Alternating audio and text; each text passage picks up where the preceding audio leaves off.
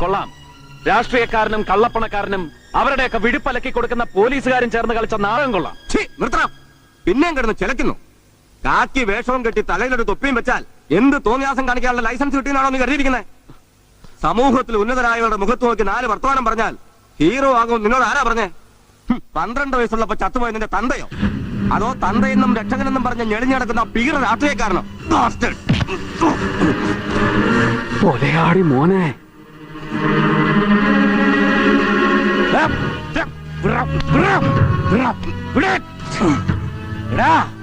മേലുദ്യോഗസ്ഥന്മാരെ അനുസരിക്കാനും ബഹുമാനിക്കാനും അറിഞ്ഞുകൂടാത്ത നീ ഇനി പോലീസിൽ വേണോ വേണ്ടിയോ എന്ന് ഞങ്ങൾ തീരുമാനിക്കും. എഴുതി കൊടുക്കണോ സസ്പെൻഷൻ?